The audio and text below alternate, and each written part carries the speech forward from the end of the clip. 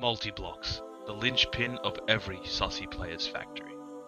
Gigantic beast with a wide array of industrial applications, from cryogenics production, oil and gas refinement, and even nuclear material enrichment, and a wide array of other applications. Today I'm going to teach you how to assemble and operate these multiblocks. It's your favorite sussy propagandist KYN4 here, and this is my guide on multiblocks.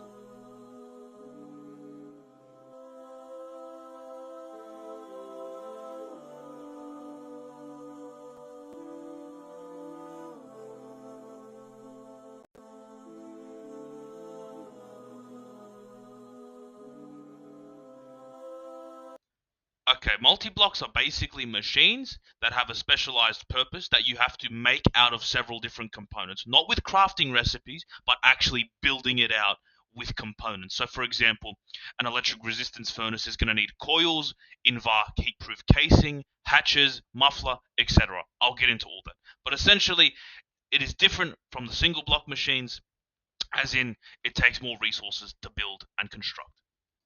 In the early game, the first multi-blocks you're really going to come across is like the primitive blast furnace, the coke oven, like all the stuff that doesn't require like a guide to operate because it's really easy.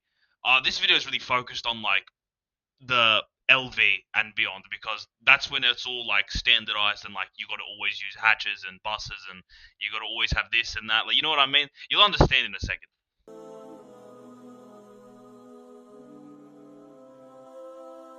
So using multi-blocks is situational depending on the chain. So like if you're going for titanium tetrachloride in the titanium line, you're gonna need a vacuum freezer at some point. Or if you want weapons grade uranium, you've got to get the gas centrifuges up and running, you know? So a lot of common multi-blocks you will be using, however, are things like the electric resistance furnace, the arc furnace, and the mixer settler. Also, make sure you use JEI when you're looking for multis. Check their recipes, see how to make them, just so it makes your life easier. And if all else fails, there's the Discord, there's Google, and you can always just quit as well. Yeah.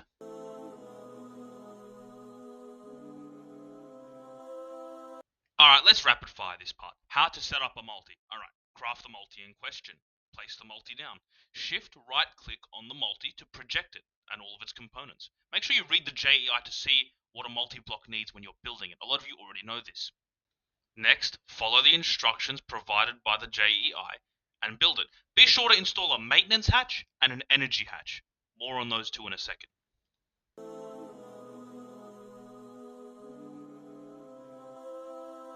Alright, let's talk about multi-block components because you're going to be using these in a lot of them. Let's go. Input bus, output bus, input hatch, output hatch, energy hatch, dynamo hatch, maintenance hatch, and the muffler. Time for me to explain what they do. Let's go. Input and output buses and hatches are used on machinery to get items and fluids in and out respectively. Also note the visual markings on the hatches and buses that denote which way the items are going. The energy hatch is used on 90% of all multi-blocks to basically allow power to go into the machine so you can run it. The maintenance hatch has 4 different variants. You've got the maintenance hatch, the automatic maintenance hatch, the configurable maintenance hatch, and the automatic filtration maintenance hatch. Let me just go on a tangent real quick. Note all 4 of these versions can be used on all the multi-blocks that require a maintenance hatch. The first maintenance hatch basically requires you to get tools to repair it so the machine can function. Just go into the GUI of the maintenance hatch and right click or shift right click the top slot and it will automatically repair. Make sure you got the tools in your inventory, by the way. You can also use tape, but that's like a HV thing, so don't worry about it. The automatic maintenance hatch doesn't require tools or tape to function, but it is unlocked at HV. So basically, if you want to use multi-blocks that don't require any upkeep, get this thing. I ain't too sure how this configurable maintenance hatch works, but basically you can tweak the values that I'm messing with in this footage, and it basically determines if the recipe will run a little bit faster or if and how often it will require maintenance. Someone in the comments or the Discord explain this because I really don't know. So the automatic filtration hatch is basically like, it's like an automatic maintenance hatch, but it also automatically cleans an environment. This literally only pertains to the clean room and any other multi-blocks that would have this property. So you don't even unlock it till later in the game. So this is irrelevant. Just don't bother with this.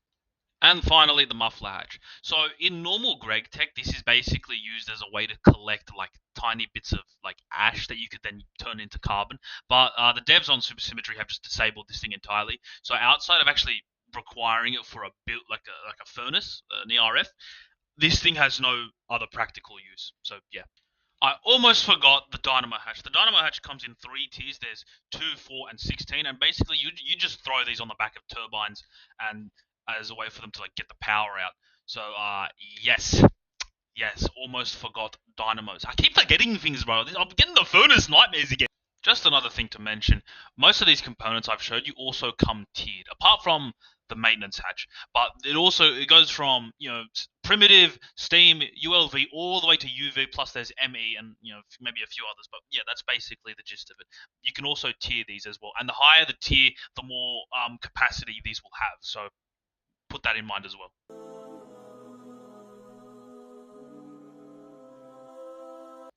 If you're ever running low on resources, you can also wall share multis, which basically lets you use the wall on one of the multis with another multi, so you can connect both of them, as you can see in this picture. Just make sure you have 2 of each essential component, so like 2 controllers, 2 mufflers, 2 maintenance, and 2 energy hatches, for example. So yeah, if you want to save on resources, or if you're a tight ass, do it like this, wall share.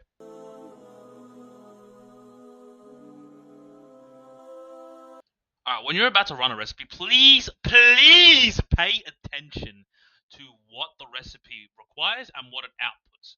Okay, so like a common mistake is you want to make, let's say you want to make this rock salt, but you forgot to put a fluid hatch, right? The recipe's not going to run. Or you just want the rock salt, but you don't want the oxygen as the byproduct. Okay, that's fine. What you do is set it to go into the GUI and make it so it voids the fluids. Okay, pay attention to the GUI. This is what I mean. So make sure you actually configure the machine to what you want it to do. Okay, because if you don't want byproducts, then don't have extra hatches. If you want the byproducts, have the hatches. If you want some of them but not all of them, fluid lock them or just void them or do whatever you want. Just pay attention, and also make sure you pay attention to the programmed circuit as well, because that's important.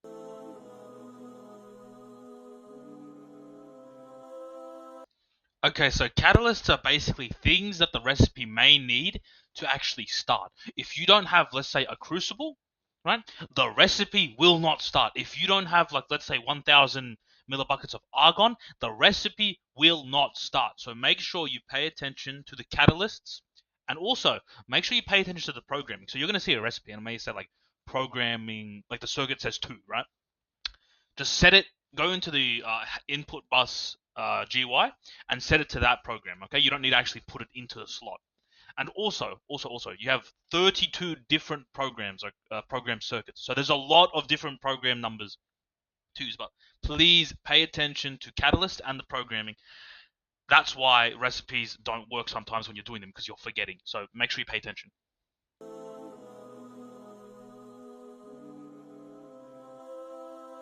Overclocking is very simple, and there's 2 ways you can do it. So either the budget method is you get 2, let's say, LV energy hatches, and you stick them on the back of your furnace. This basically makes it so that it will be able to run MV recipes, right? But you can do this for every single tier that isn't above yours, one above yours. So you can't do like 4 LV to get to HV. No, you can only do it to the next tier above.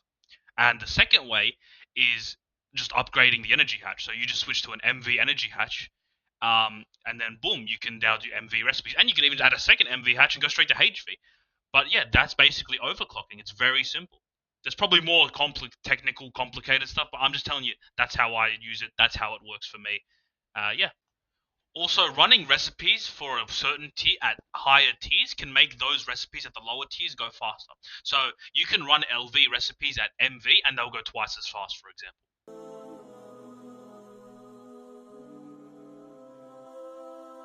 Alright, fellas, and that's my basic, simple, no-nonsense guide for Supersymmetry multi-blocks. I hope this helped. I hope you got the information you were looking for. I probably missed a few things, glossed over a few things, oversimplified. I didn't really go into the energy aspect of that stuff, like power, EU, FE. All that stuff requires its own video. But yeah, for you noobs out there, I hope I hope you know. Hope I've taught you how to actually do mess around with multi-blocks now. I hope you've actually learned something from this. I hope this helps to my fellow Discord members. I hope that you can actually use these guides to benefit your playthroughs, because I still want to help you guys. I really want to help you guys because I want to see some kick-ass bases. I want to see some cool shit, you know.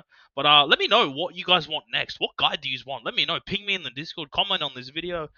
Like, subscribe, favorite, and of course, tell your friends and your enemies.